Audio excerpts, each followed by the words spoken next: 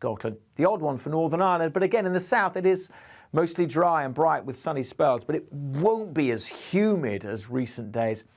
A fresher feel, but we could still get up to 25 Celsius across the southeast. Still a few showers across northern Scotland during Thursday evening.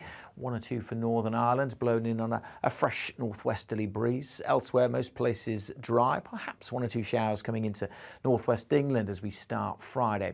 Friday, again, looking fine and sunny for the majority, certainly across the Midlands, South Wales, eastern England. Some cloud will bubble up through the day, and there'll be some showers coming into Scotland and northern England. But again, not really where we need the rainfall. Across the south and east, it stays dry and fine. But again, temperatures, instead of being in the high 20s like earlier this week, more likely in the low 20s, and it won't be as humid. So turning fresher and cooler, dry for many this weekend with sunny spells, may start to warm up as the weekend wears on. Tonight on GB News, at 6, it's Dewbs & Co. 7 o'clock, Farage. At 8, join Mark Stein. And at 9, Dan Wootton Tonight, followed by headliners. As the race for number 10 intensifies, we are giving you the chance to get to know our next Prime Minister. We've invited the 2 candidates to meet you, the GB News viewers, and let you put your questions to them. Head directly to gbnews.uk or send me your questions to questions@gbnews.uk. Join Alistair Stewart for the People's Forum with Liz Truss. Wednesday at 5, only on GB News, the People's Channel.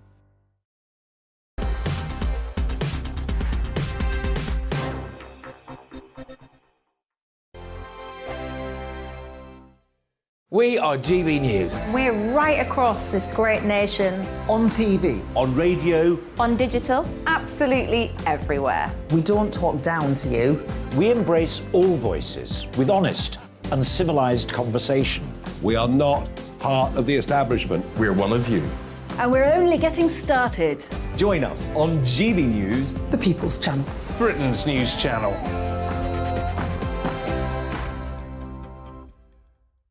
Hi there, it's Stephen and Anne.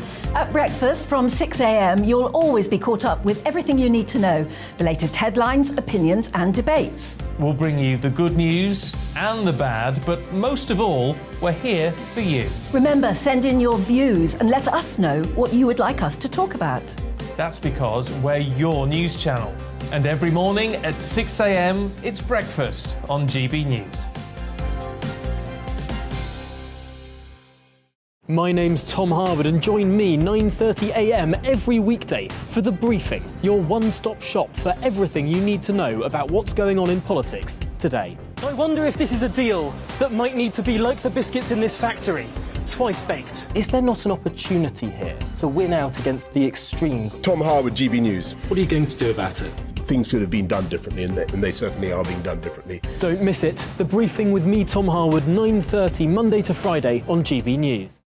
Where would you like to go? Just take me to the studio, please, mate. You know where you're going. I've got a show to do. Friday Night Feast on GB News, 7 p.m. And it's like nothing you've ever seen before. We take a different angle on the week's biggest news stories. The viewers and listeners set me some absolutely mad challenges to do. We tried to rehome a rescue dog. And yes, there's some other wacky stuff in there as well. I feel like I could take on the world.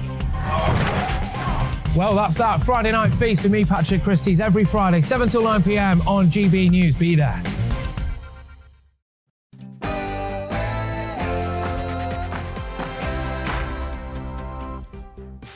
Hello there, it's 6 o'clock. I'm Michelle Dewberry, and this is Dewbs & Co, the show that we'll get into some of the things that have got you talking tonight. Now, we all know the horrific situation in Ukraine, and I think we're all familiar by now with the response of the West. The collective response has been to pump billions and billions of pounds of weaponry into Ukraine. Now, there's a debate rumbling on as to whether or not that is the right response. Is it? You tell me. And also tonight, I want to get into the so-called war on drugs. Some people say it's not even a thing, it's non-existent. Well, in England and Wales, drug deaths have risen again, and there's been criticism today saying that the government couldn't care less. Is that true or a little bit harsh? What should our strategy be when it comes to tackling drugs? Should we even have one? Or should we just legalise absolutely everything? Where do you stand on that? And school uniforms is almost time, can't believe it.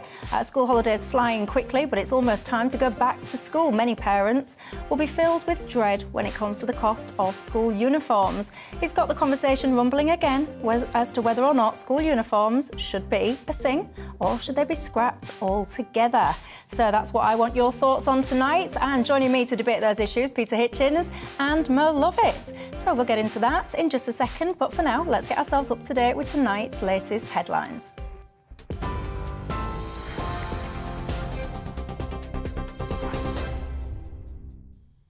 I'm Tamsin Roberts in the GB newsroom. Here's the latest. Tory leadership candidate Liz Truss says the race to become the next Prime Minister is still too close to call. A recent YouGov poll shows support for Rishi Sunak has dropped from 31% to 26%, while support for the Foreign Secretary has increased. Earlier, it was announced ballot papers due to be sent from today are being delayed after the government warned hackers could change people's votes. Ahead of tonight's hustings in Cardiff, Liz Truss says she's feeling confident. I'm not taking anything for granted. There is still a long way to go in this leadership election. And what I'm about is unleashing opportunity across the United Kingdom, getting our economy growing and delivering for people all over the country. The Bank of England is expected to announce another interest rate hike tomorrow. The central bank's under pressure to control spiralling inflation, with a think tank warning it could hit 15% next year. The Resolution Foundation says oil prices have fallen substantially, but gas price increases are wiping out any good news. If the bank raises the base rate by 0.5 percentage point, it'll be the biggest increase since 1995. Authorities in Northern Ireland have carried out a major operation targeting a suspected people smuggling ring. 2 people were arrested on suspicion of assisting the unlawful immigration of people into the UK through the Irish Republic. The raids in Belfast follow a previous Home Office investigation, which saw 2 others arrested. The former Metropolitan Police Commissioner, Dame Cressida Dick, may have breached standards over an inquiry into the unsolved murder of a private detective. Father of 2, Daniel Morgan, was killed with an axe in a car park in south-east London in 1987. Last year, an independent panel reviewing the case accused the Met of institutional corruption for concealing or denying failings. Today, the police watchdog says Cressida Dick, who was responsible for the inquiry, may have breached the standards of professional behaviour by protecting information. But it says there's no evidence that she intended to protect corrupt officers. The parents of Archie Battersby have successfully delayed the withdrawal of their son's life support. The 12-year-old has been in a coma since April. Doctors say he is brainstem dead, but his family believes he's making progress. Their hope of ongoing care hinges on a last-ditch appeal, which they've submitted to the European Court of Human Rights. Archie's mother, Holly Dance, says she will continue to fight for her son. If this country can't treat him, or they're not willing to treat him, where is the harm in allowing him to go to another country? I promised Arch, the same with his dad, that we'll fight till the bitter end, and that's exactly what we're going to do. We're going to fight for the right for my son to live. G7 foreign ministers are calling on China to de-escalate its aggressive military activity around the Taiwan Strait, following the highest-level US visit to the island in 25 years. In a 24-hour trip, US House Speaker Nancy Pelosi met with the Taiwan's president, signalling Washington's support to the nation. In response, the Chinese Air Force sent around 30 jets across the median line bordering the 2 countries. Beijing plans further military exercises around the island's sea and air borders. The first shipment carrying food out of Ukraine since the start of Russia's invasion is on its way to Lebanon after inspections in Turkey. The ship, which is carrying around 26,000 tonnes of corn, departed Odessa's port on Monday. In an exclusive interview with GB News, the chair of the Defence Select Committee, Tobias Elwood, says the delay in exports from Ukraine is forcing UK food prices higher. The cost of living crisis that we're experiencing here is directly consequential to the fact that grain cannot get out of Odessa. That is ground zero when it comes to the breadbasket of Europe, Ukraine, being able to feed not just its own country, but Africa and indeed Europe as well. Get that grain moving, and then grain prices, food prices then drop. That affects the cost of living. You sort out Ukraine, oil and gas prices will lower as well. TV, online and DAB Plus radio, this is GB News. Now it's back to Michelle.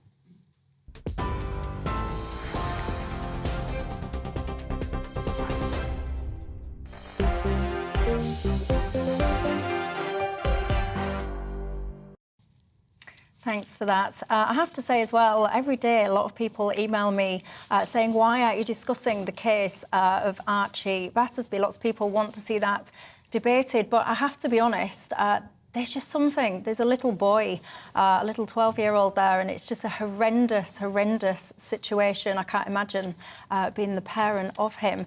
It just personally, to me, just doesn't feel right, really, to be debating that situation. Lots of people want us to get into that topic in terms of who should have the right to decide, you know, medically when these things should progress or not.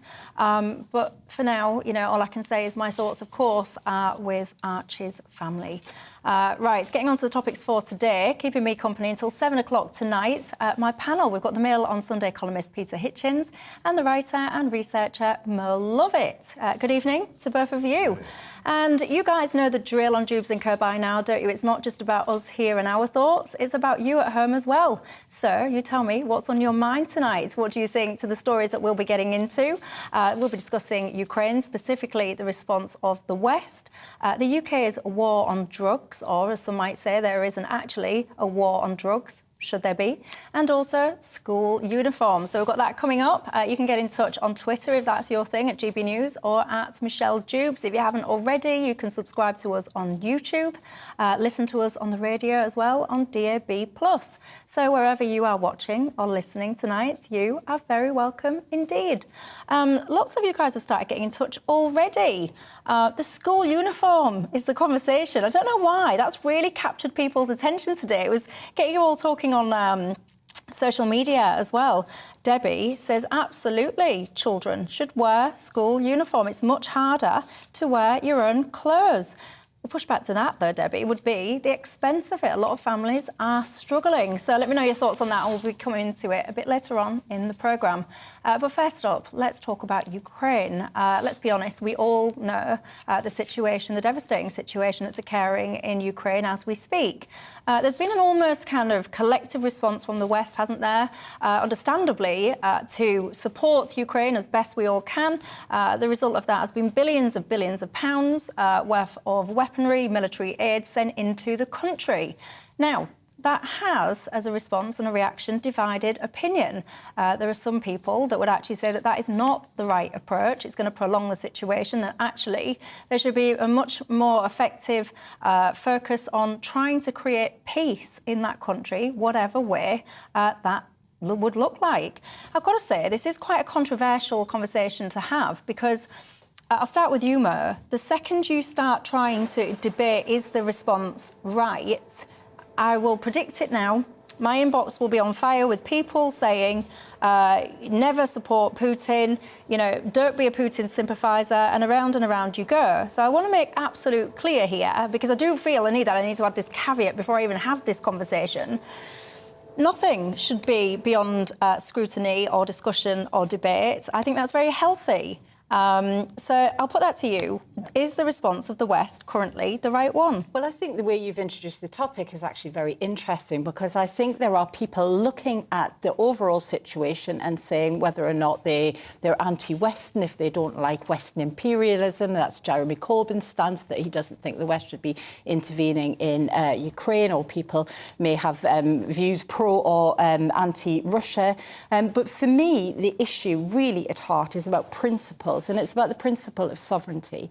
And that's why Corbyn's comments yesterday really surprised me, because if you believe in national sovereignty, then what you've actually got here is you've got the country of Ukraine, who has decided to take a stand against the Russian invasion, and they have decided to fight for their national sovereignty. And so for that reason, I would offer solidarity. And that's where I come from that position of what is the principle at stake here. Never mind whether or not, you think the West, you can make the argument that the West and the expansion of NATO was provoking the Russian bear, and I think there's a lot of truth to that. There is a lot of truth to that. I think you can also see that the global political players are now looking at the situation in Ukraine and looking at what they can personally gain from all of that. That is going to happen anyway. But actually, what do we really fundamentally believe in? We don't believe in great powers just trampling through another country's sovereignty. And if the Ukrainians wanted to come to the peace table, then I would support them solidarity-wise on that basis. But at the moment, they are prepared to fight for the country. And for that reason, I think we ought to offer our solidarity. So when you say solidarity, just so I'm completely understanding your perspective, what you're saying is the approach of pouring weaponry, military aid, etc., into Ukraine should continue for as long as it takes. Yeah. What I was going to do, by the way, is I wasn't actually going to play Jeremy Corbyn's clips because I feel quite strongly sometimes we then get distracted by Jeremy Corbyn and all that. The conversation is not about Jeremy Corbyn, but because Mer has referenced them a couple of times, I probably should play them just in case you've not followed the news agenda today and you're therefore not familiar with them. So let's just have a little listen to what he had to say. It isn't going to bring about a solution. It's only going to prolong and exaggerate this war. We might be in for years and years of a war in the Ukraine. But then the world woke up and suddenly realized that Russia and Ukraine are the world's biggest grain exporters, and something has to be done. So they came to an agreement, and I hope it holds, to export grain through Odessa and through the Bosphorus to the rest of the world. That is a good move. But at the same time, putting more and more arms into Ukraine isn't going to bring about it. What I find disappointing is that hardly any of the world's leaders use the word peace. They always use the language of more war and more bellicose war. Ukrainians are dying. Ukrainians have gone into exile, thousands and thousands. And Russian soldiers are dying, conscripted young Russian soldiers are dying. This war is disastrous for the people of Ukraine, for the people of Russia, and for the safety and security of the whole world. And therefore, there has to be much more effort put into peace. There you go. So I was just playing you that there because I know it was repeatedly referenced and I just want you all to be on the same page if you wasn't already. Peter Hitchens, I don't want to focus on Jeremy Corbyn because that will take us off on a complete different tangent. But the matter of Ukraine and the response of the West, where do you stand on it? Well, there has to be one thing said about Jeremy Corbyn, which is this. That we are talking about this because a lot of fuss has been made, because Jeremy Corbyn has said what he said. Who cares what Jeremy Corbyn says about it? He's not the leader of a political party. He doesn't even belong to a major political party. He has no possibility of ministerial office. The fact that he's intervened in this argument is being publicised to try and associate the arguments against continuing with the current policy with people such as Jeremy Corbyn. There are many, many serious grown-up conservative political figures from Henry Kissinger downwards who think that our current policy is foolish. Within our establishment, there ought to be a serious debate among people who understand foreign policy and war about this, not involving Jeremy Corbyn or the far left. One of the things that's missing in this country, which would have been the case, was the case, for instance, during the Vietnam War, is a robust debate between different sides of politics in this country about what we should do about Ukraine. There is none. You say everybody knows what's going on in Ukraine. Actually, in my experience as someone who's visited the place and has followed the Ukraine crisis for many years, I think hardly anybody knows or understands what's going on there at all. The level of the debate is pitiful. So that's one of the reasons why you get people saying, as soon as anybody says, oh, well, actually, maybe we're not doing the right thing, that person is a Putin apologist, that person wants the Russians to win, that person supports the invasion. All these things are lies. I don't support the invasion. I decry the Putin regime. But I think that our policy in Ukraine is extraordinarily crass. And I would love to have it discussed in a serious way in which the facts of the matter and the history of the dispute are properly understood. But you can't get it. This is one of the very few stations in the country on which I can even say more than one word on it. But what I found interesting is when you actually, if you just try to Google when did the war in Ukraine start, you will get the answer, 100 and whatever it is now, 60, 61 days or whatever. The point that you're referencing, actually, if I'm understanding what you're saying correctly, Peter, is that the war in Ukraine as we see it now is essentially the tip of an iceberg that's been a long time building. Yes, all right? That is also, and it's also true that countries do sometimes manoeuvre their enemies into engaging in stupid acts of aggression. The classic example of this is when Bismarck provoked Napoleon III in France into the Franco-Prussian War in 1870, which ended pretty much with the destruction of France. It was France that technically started the war, but I have to say there was much rejoicing in Berlin when he did so, because that's what they wanted him to do. People sometimes do really stupid and wrong things under provocation. It's worth mentioning. And the other thing is since the end of the Second World War particularly, there are other ways of intervening aggressively in countries than invading them. And one of the principal ways of doing so is engaging in internal destabilization and overthrowing governments you don't like. I believe something of that kind happened in Ukraine in 2014. In fact, Ukraine, as it was before then, has more or less ceased to exist. A large part of the country ceased to play any part in elections or politics in Ukraine, and its population became involved in the most horrible, grinding, unofficial war, which began, as I say, in 2014. But even before that, I wrote a dispatch from Ukraine before 2014 warning of this trouble. It's not new. It didn't just start in February with the stupid, barbaric Russian invasion. It's been going on a long time. But where can we debate and discuss this? I mean, yeah, I think can't be done. It's a really good point. And as soon as the invasion happened, you found people being denounced as Putin apologists for even suggesting that there might be complicated reasons that this conflict has emerged. That's really true. But why is that the case? Because we have got a lack of critical thinking and critical debate, not just amongst our politicians. I agree with Peter on that, but in the general population, you can see the standard of debate, how it sort of degenerates into name calling very quickly. Ad hominem attacks and all the rest of it. I mean, the way I find my information now is not by turning on one of the news channels and listening to, as Peter says, some of those rather crass debates that happen there, but I will go to YouTube and I will seek out lectures, from Harvard, from the realists or from the Wondrium site, and I will look at the history and I will look at some of the documentaries that have been made, and then I'll sit and think about it. So I'll have to get a variety of sources.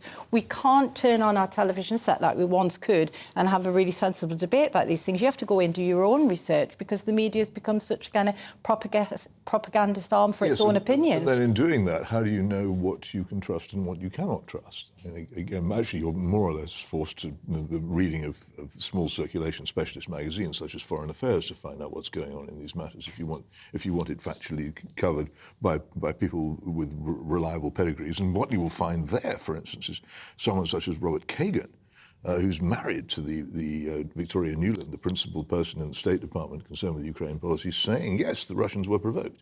He said that. Yep. If I said that, I'd be a Putin apologist. No one can call Robert Kagan that because he's married to the woman pursuing American policy in Ukraine, and he's a neoconservative and he's quite aggressive in his policy. But he says this is a matter of fact.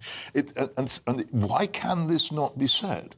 That these things are going on? Because it's partly because I think the British government would be very hard put, if pressed, in most cases, in most ministerial cases, to find Ukraine on a blank map, or to give any account of its history, or to explain what the British interest is in sending large amounts of weaponry to this particular country. Why is it a British interest to get involved in this particular dispute? I am extremely puzzled and would love to know what the answer is, but none of our politicians are ever challenged about it, so we can't find out. But one of my viewers, Bernard, I'll just read to you guys who are listening to what you two are saying and responding to it. Bernard, first of all, so I'll read a couple out before we kind of respond back. So Bernard has emailed in and said basically, and I'm paraphrasing what he said, Bernard, so forgive me, but the history is irrelevant. It doesn't excuse what's gone on today, so we have to fight back against... History is never irrelevant. That is a really crazy thing to say. Nigel says we've got no choice but to support Ukraine. The West faces an existential threat from Putin.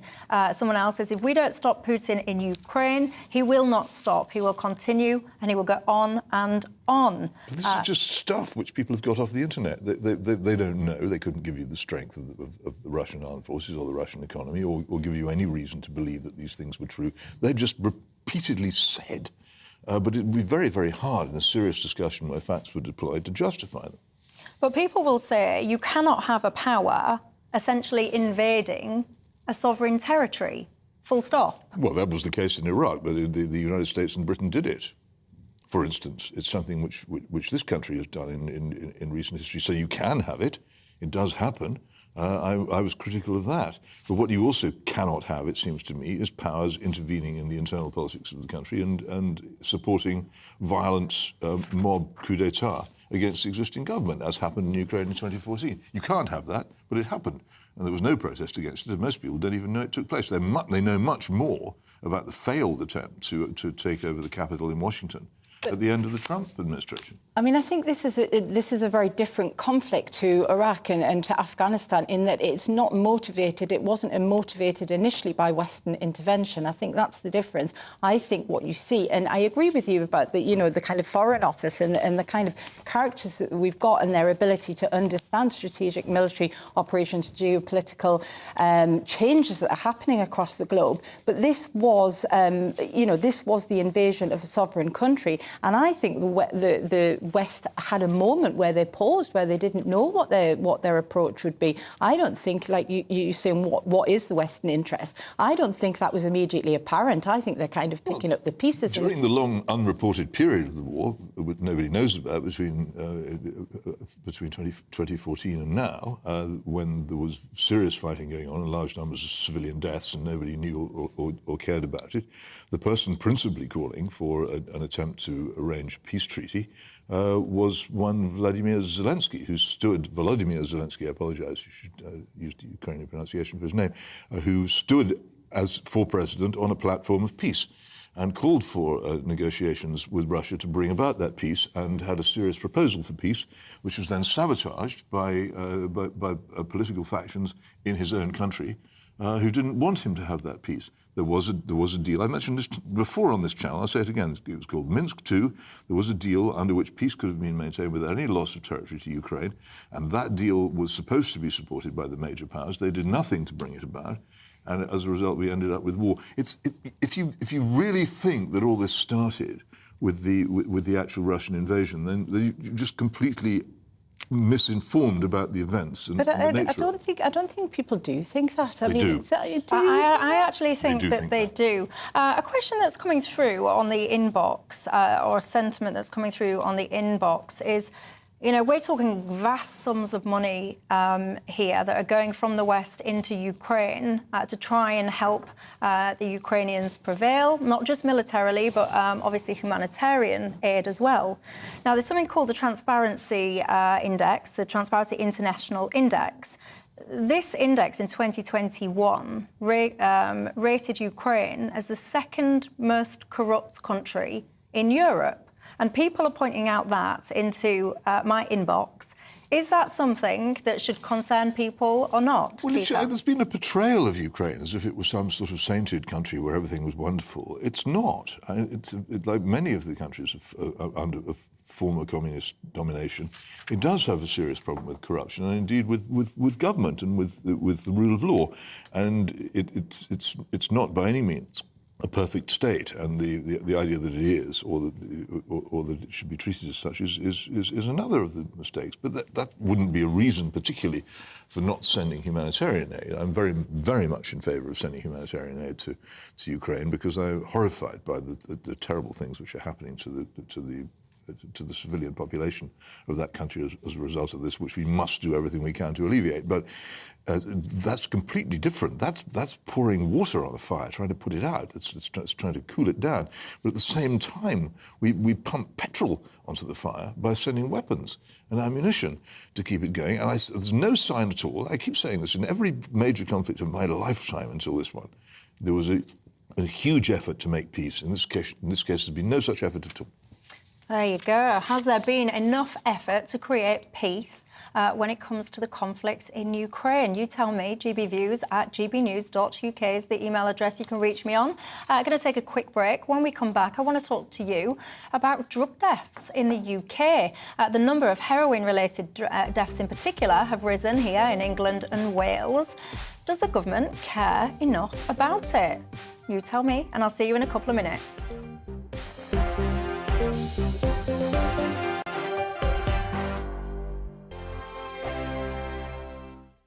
We are GB News. We're right across this great nation.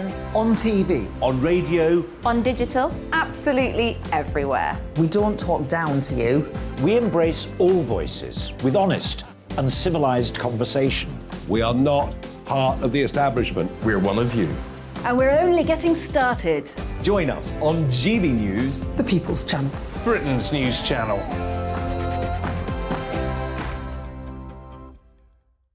Hi there, it's Stephen and Anne. At breakfast from 6 a.m, you'll always be caught up with everything you need to know, the latest headlines, opinions and debates. We'll bring you the good news and the bad, but most of all, we're here for you. Remember, send in your views and let us know what you would like us to talk about. That's because we're your news channel. And every morning at 6 a.m, it's breakfast on GB News. My name's Tom Harwood and join me 9:30 a.m. every weekday for The Briefing, your one-stop shop for everything you need to know about what's going on in politics today. I wonder if this is a deal that might need to be like the biscuits in this factory, twice baked. Is there not an opportunity here to win out against the extremes? Tom Harwood, GB News. What are you going to do about it? Things should have been done differently, and they certainly are being done differently. Don't miss it. The Briefing with me, Tom Harwood, 9:30 Monday to Friday on GB News. Where would you like to go? Just take me to the studio, please, mate. You know where you're going. I've got a show to do. Friday Night Feast on GB News, 7 p.m. And it's like nothing you've ever seen before. We take a different angle on the week's biggest news stories. The viewers and listeners set me some absolutely mad challenges to do. We tried to rehome a rescue dog. And yes, there's some other wacky stuff in there as well. I feel like I could take on the world. Well, that's that. Friday Night Feast with me, Patrick Christie's, every Friday, 7 till 9 p.m. on GB News. Be there.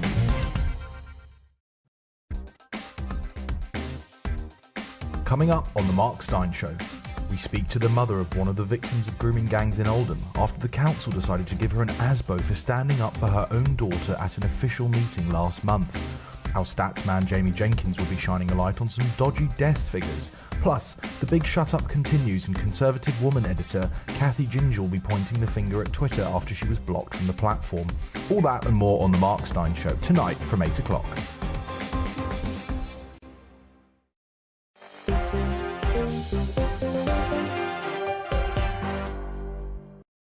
Hello there, welcome back to Dewbs & Co with me, Michelle Dewberry, keeping me company until 7 o'clock tonight. My panel, we've got the Sunday columnist, it's the Mail on Sunday columnist, isn't it? Peter Hitchens, and the writer and researcher, Mer Lovett. Good evening to both of you. You guys getting in touch on that topic that we were just having a second ago about the West's response to Ukraine. I've got to say, lots of you are agreeing with the response. You say it's absolutely essential that we stand up to Putin, show him that bullies don't win. There you go. That's what you guys on your masses are saying at home anyway. You can continue to let me know what you think. gbviews@gbnews.uk is the email address. Now, let's talk drugs, shall we? Because the government here has been accused by one of its own drugs advisors of not caring about the growing number of heroin addicts dying from an overdose. Just to give you some context here, it's the number in England and Wales that has risen. We already know, don't we, that over in Scotland, they have one of the highest drug death rates as it stands already. Now, Peter Hitchens, we talk about this war on drugs. You wrote a book, didn't you? The War We Never Fought. I did. Still available. Yes, available. Really good there you book. go. You basically don't think there ever has been a war on drugs? Well, not in this country. No, I think there was something which was claimed to be such a thing in the United States, but in this country what happened in the 1970s was that the government, particularly with marijuana, decided to stop bothering to prosecute its possession. It believed that it would be okay to pursue dealers, but it would no longer bother to invoke serious penalties, impose serious penalties on possessors and users. In fact, the Lord Chancellor, Lord Hailsham, pretty much told magistrates at a conference back in the early 70s to stop sending people to prison for marijuana possession. So basically, the law against possession of marijuana was defanged by the government 50 years ago.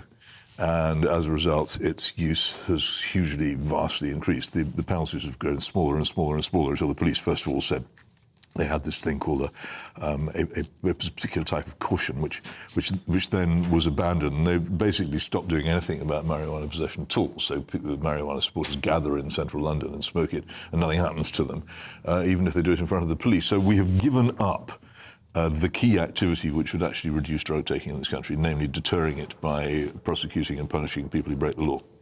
And that, from that stems everything else that has gone wrong, that you cannot interdict supply and have any effect at all. You have to interdict demand, and the best way to do that is to deter people from buying it in the first place. And to have a more criminal approach to it. Well, that is the approach set out in the law of this country, made by Parliament. The penalty for possession of marijuana is, the maximum penalty is 5 years in prison and an unlimited fine. And nothing remotely resembling that happens. The police don't pursue it, the courts don't sentence, and so the law of the land is ignored by the law enforcement authorities. And Mer Lovett, you think, correct me if I'm wrong, that we need to focus more on addiction, the problem of addiction? Well, I think what I admire about Peter's stance on this is that, having seen this personally and up close, is the devastating impact that cannabis, which when I was growing up, it was always seen as something you did as a student. It was a Class C drug and it was no problem. It devastates people's minds and people's families and relationships and all the rest of it. So I applaud Peter for standing up to that. I think my problem is that my faith in the ability of the state, the instrument of the state, to kind of tackle this issue isn't particularly strong. I think Peter's right to talk about, it's no good just looking at the supply side when there's a demand side. But what is that? I mean, what is that demand side? What is driving it? And I think there's a couple of things. One, we live in this increasingly fragmented, atomized society, in a sense where, you see it all the time. People have just sort of given up hope. They don't have the stake in their society. So there's that sort of going on as well. It's a cause and a consequence of community breakdown, I think. And there's less shame about it now. There's less of a societal kind of, on the one hand, caring about the fact that people are addicted, but also people caring that they've gone down that route themselves. Do you regard addiction as a medical illness, I guess is the word? Well, it's part choice, isn't it? Nobody's actually forcing you to, inject heroin or snort cocaine. There is an element of personal but once you've got down choice that track.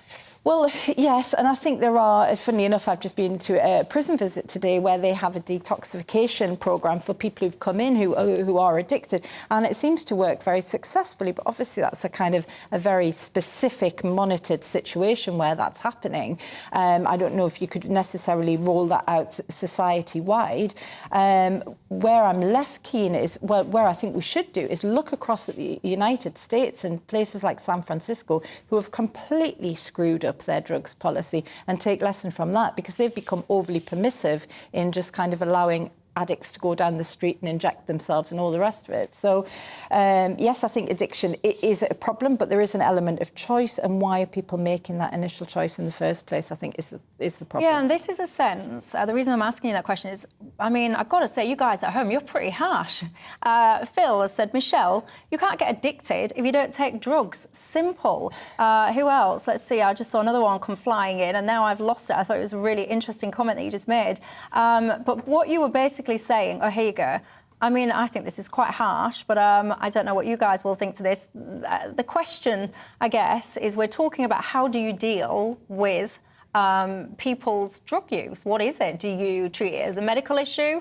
Do you treat it almost as a criminal issue? JW says the answer is simple. Prosecute users as well as dealers. What kind of morons, he says, get hooked on drugs anyway? We give all of these people too much sympathy. It should all be criminalised, the use and the dealing. Core blimeys, they don't have any sympathy for addiction.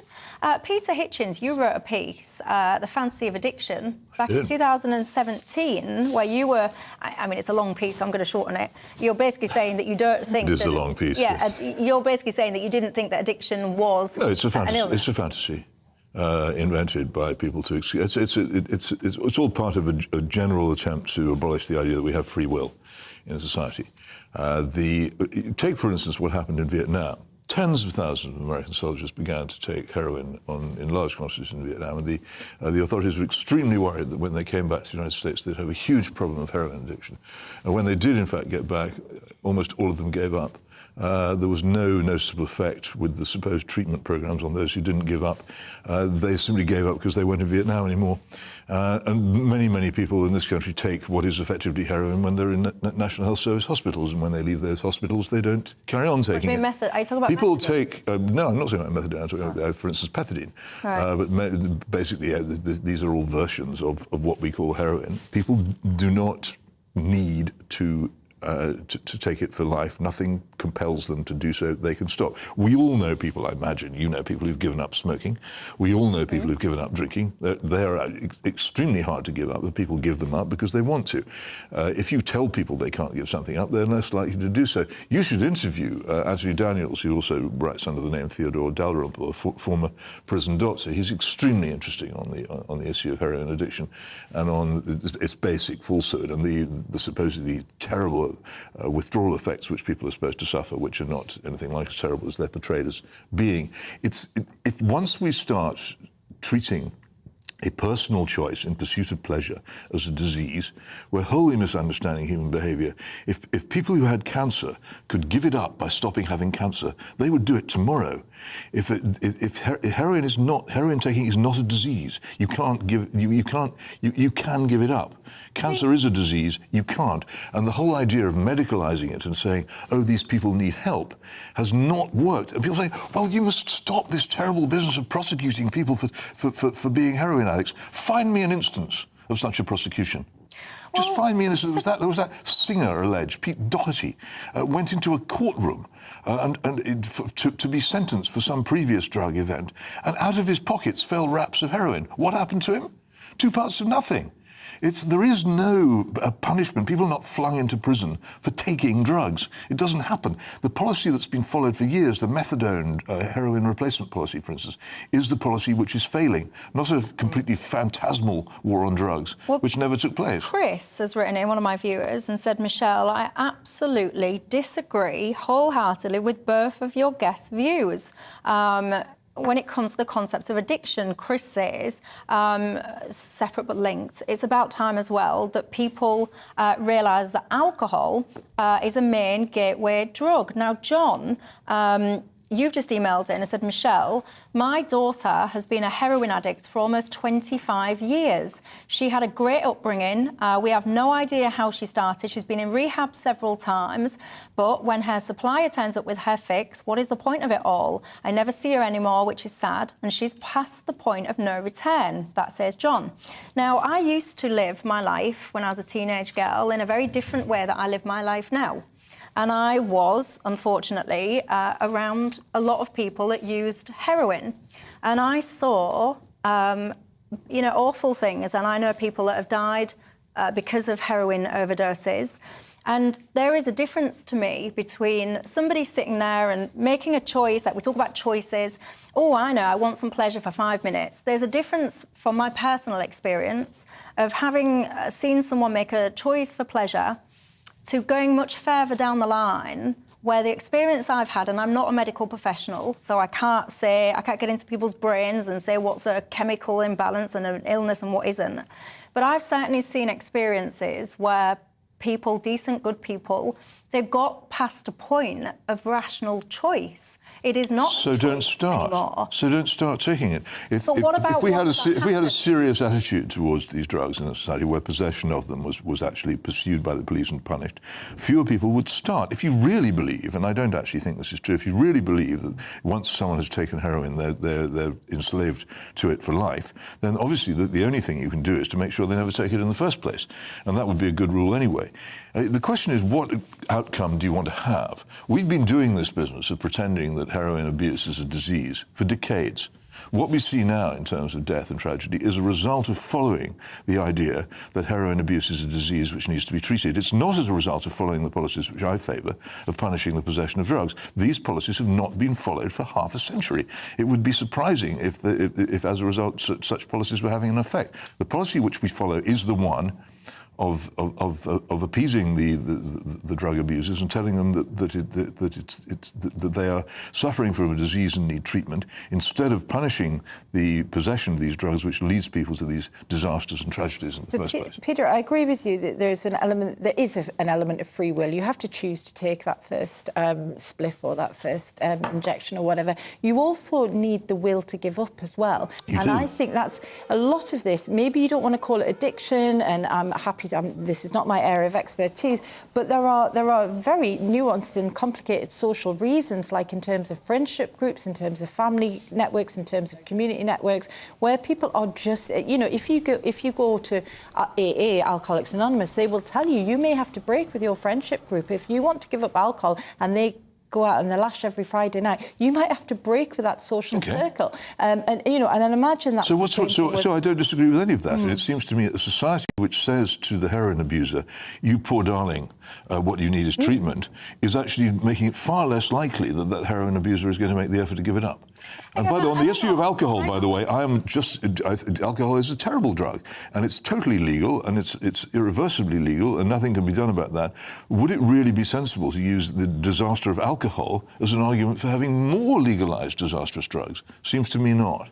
See, I just feel a little bit, I'm picturing one particular person that I know, someone that I loved enormously, that was a heroin user. They weren't a bad person. They weren't someone who sat there and made a frivolous choice. They weren't stupid. They weren't an awful person. They found themselves in horrendous circumstances that, quite frankly, nobody really would want to be in. They didn't find a way out. Somebody came along with here's an answer. I've got an answer for you. This will make everything go away. In a moment of, you can call it weakness, stupidity, whatever we want to pick the word to apply for that first time, they chose to use that drug and then found themselves on a cycle and a treadmill that they could not get off. And the ultimate end for that person was she died. Well, you say two things. You say two things there. You say could not get off, and I say could get off, and I instance the example of Vietnam as a very strong example of how people can indeed stop taking it if they wish to stop taking it.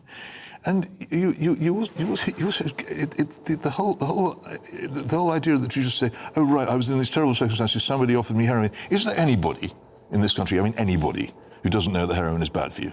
If somebody offered you heroin, would there be anybody at all, hang on, because anybody at all over the age of 6 who did not know that this was a dangerous and stupid thing to take? But it's a balance of badness. If your life is absolutely horrific, so John, for example, Jeremy, has emailed in saying, my sister has a 35-year habit, in capital letters, it started through the child trauma of being sexually abused. Now, if you're, people are not stupid. Anyone, as to your point, knows that heroin is not a good idea. But if your existence, if your life is horrendous, then actually it's the lesser of two evils. Is living my life in a sane, coherent way better, or is people do stupid things? State, and prosecution isn't the only way through this, is it? If you don't want to give up, if you can't separate people from their social circumstances in a kind of instrumental way, so if the social circumstances are wrong,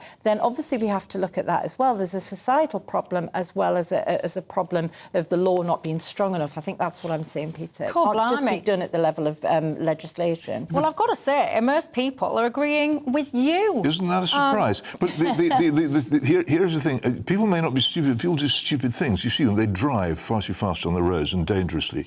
People start smoking in an age where everybody knows that it leads to lung cancer, heart disease and emphysema and horrible deaths. They start smoking. People drink too much and get behind the wheel of a car.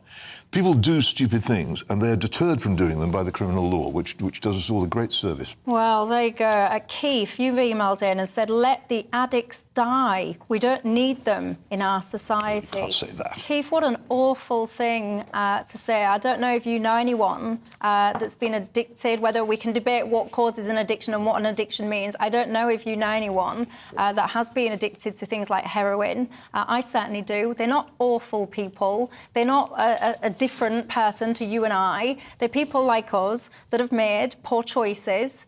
And I do. It's not nice. It's not nice, but that's me probably projecting because I'm thinking of particular people that I love that did die because of heroin. But anyway, you guys keep your thoughts coming in. gbviews@gbnews.uk is the email address. When I come back, I want to talk to you about something a little bit less controversial: school uniforms. Should they still be a thing? Yes or no? You tell me, and I'll see you in a couple of minutes.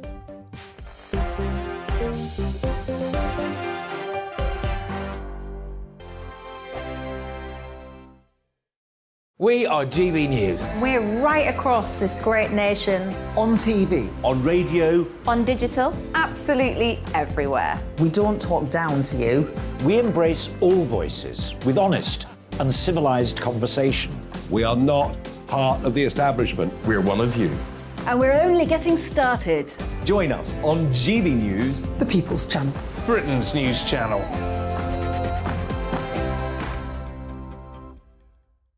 Hi there, it's Stephen and Anne.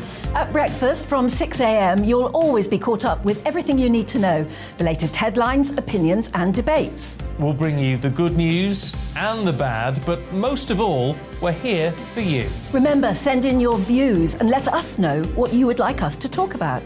That's because we're your news channel. And every morning at 6 a.m, it's breakfast on GB News. My name's Tom Harwood and join me 9:30 a.m. every weekday for The Briefing, your one-stop shop for everything you need to know about what's going on in politics today. I wonder if this is a deal that might need to be like the biscuits in this factory, twice baked. Is there not an opportunity here to win out against the extremes? Tom Harwood, GB News. What are you going to do about it?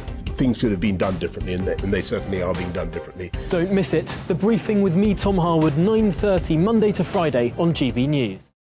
Where would you like to go? Just take me to the studio, please, Matt. You know where you're going. I've got a show to do. Friday Night Feast on GB News, 7 p.m. And it's like nothing you've ever seen before. We take a different angle on the week's biggest news stories. The viewers and listeners set me some absolutely mad challenges to do. We tried to rehome a rescue dog. And yes, there's some other wacky stuff in there as well. I feel like I could take on the world. Well, that's that. Friday Night Feast with me, Patrick Christie's, every Friday, 7 till 9 p.m. on GB News. Be there.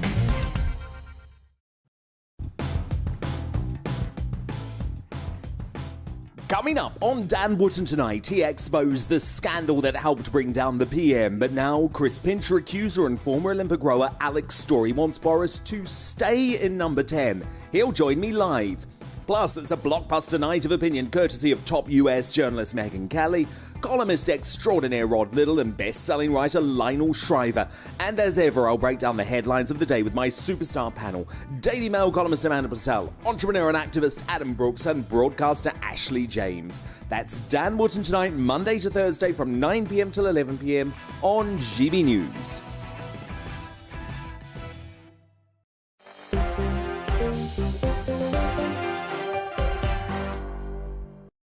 Hello there, welcome back to Dewbs & Co with me, Michelle Dewberry, keeping me company until 7 o'clock tonight. My panel, we've got the Mail on Sunday columnist Peter Hitchens and the writer and researcher Mer Lovett. If you've only just joined us, good evening to you. You've missed out on debates about Ukraine and the West's response, and also to the so-called war on drugs, or should I say the failing of it. Lots of reaction. I'll read out some of those in just a second, but coming up at 7, Nigel Farage, good evening. What have you got for us? Good evening. Well, some very bellicose noises from China. We'll be debating how worried should we be about China. We'll be looking at the problems in the Labour Party with various frontbenchers going onto picket lines. What on earth does Starmer do when he returns from his holidays? And we'll be looking at the Bring Back Boris campaign. And because it's August, there's always a shark story in August. And this time, it's a real one. Sounds good. Nigel, we'll see you at 7 o'clock. Right, you guys, lots and lots and lots of reaction to that conversation just then that we've been having about drugs. Samantha says, oh, everyone wants to be a victim these days. Dave says, if what you're saying is true, how come everyone then who's been through abuse isn't an addict, Michelle? Doesn't wash with Dave. Steve says, most of what is being said is wrong. Everybody can say no to drugs. Lee says, your choice, your party, your funeral. Who cares? That's what Lee says. Margaret says, Michelle, 3 of my sons have died with drugs or because of them. When people start taking them, they all believe that they can control their use, but it's like alcohol. It creeps up on you and it controls you. Margaret says, my sons were good people, loved and with families. So there you go. Keep your thoughts coming in. Where do you stand when it comes to Britain's war on drugs? Wherever you stand, you can't deny that it's failing pretty abysmally. I think we'd all agree on that. Right, let's talk school uniforms, shall we? Have you got kids? Are they about to go back to school? School holidays are almost out, aren't they? Many parents are very, very worried indeed. Apparently, nearly 2 million kids will be going back to school with uniforms that either don't fit them or are not great quality or whatever. Many of the parents are worried that their kids are going to get bullied. Do you think it's time to stop school uniforms? You know, I quite like school uniforms, and the reason I like them, I think, is partly because I spent a lot of time in South Africa just after the end of apartheid when young black pupils had the opportunity to be educated in their own language, in their own schools, and to have a decent quality of education. And I used to watch all the school pupils in their identically matched, very smart uniforms with their heads held high, feeling very, very proud that they were about to have this education that had been denied to their people for so long. And I always think that for me, a school uniform is a sense of pride. It's like, I'm going to do something special. I'm going to better myself. I'm going to be enlightened and educated and all the rest of it. Maybe you don't have those thoughts when you're 5. I was going to say, I can't think of any like 5-year-olds that think that. But what I worry about the opposite argument in ditch the uniform is that we fail to distinguish between what is home life, what is work life, we have this kind of fluidity about life today, and school is something quite special. And you know, I'm not going to bust a gut and defend the school uniform in every single case. It's not something I feel massively passionate about, but I do feel a sort of sense of tradition and nostalgia if we were to lose it. I think it symbolises something a little bit more than just what you wear when you go to school. I think it symbolises pride in your education. There you go, Peter. Well, personally, I loathed school uniform. I hated wearing it. I thought it was the particularly most revolting part of it was when I went to a school which insisted we wore something called sports jackets, which made us all look like tiny bookmakers. It was very peculiar, and I couldn't see the point of it, and I still don't. I also think it's often used as a symbolic attempt by local authorities to look as if they're interested in discipline and order and education in schools, which in many cases are not doing much in the way of education and not particularly well ordered and not particularly well disciplined. I don't think many other countries require it. There are strong arguments in favour of it about fashion, in that if you impose school uniform, then there won't be a competition for expensive, fashionable clothes among the pupils, which is a good argument by itself. But do we really want to go through this strange process of demanding that all children wear uniform at school? I don't. Germany, for instance, which has better schools than we do, as far as I know, has no school uniforms. The best school in the country, or certainly what it was the best school in the country, Winchester, never had any uniform in recent years at all.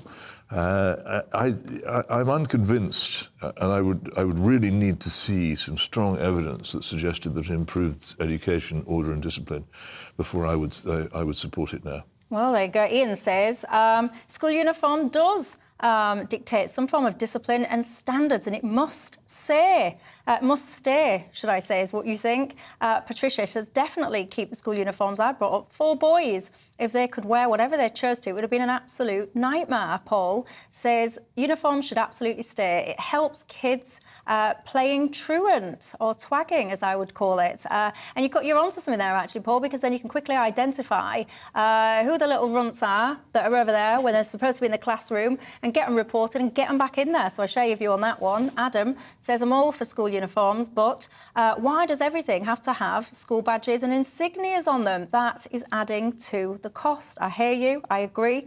I also think it's good to stop bullying, isn't it? Because the point someone else makes is actually school uniforms, this is Kev, school uniforms are a great leveller. The richer parents will buy branded fashion items like Nike, whilst the poorers won't be able to, and the kids will be ridiculed, causing more parents problems.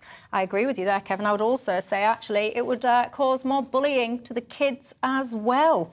Going back to drugs, Will says, Michelle, you might just have a different view when you say druggies are good people. If you lived on an estate that was taken over by druggies, the junkie customers and the drug traffickers, nice people, you got to be kidding. Well, actually, Will, I was on an estate as you described, and yes, I do still have that view that many people that use drugs and sadly die from them are not bad people. They just struggle with life. And I'll end you with this thought. Paul says, to combat addictions, Michelle, we must change into a positive society. In this land, people have nothing to look forward to. Change that, and people will stop taking drugs. Well, he's hoping. That's all we've got time for. Thank you very much, Merv, Peter, for your company. Thank you for your company at home too. Have a wonderful evening, and I'll see you tomorrow.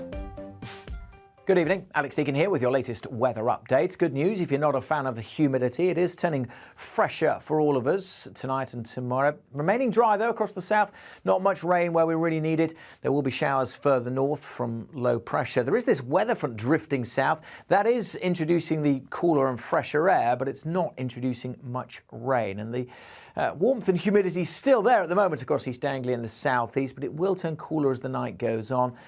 But as I said, not much in the way of rainfall, just the odd shower here and there. Much more in the way of rainfall further north, some pretty heavy rain this evening for Northern Ireland, and we'll see some heavy bursts of rain across eastern Scotland as well. Comfortable night here, and elsewhere it is turning cooler, but even by dawn, only temperatures dropping to 15 or 16 across East Anglia and the southeast. But it will feel fresher here.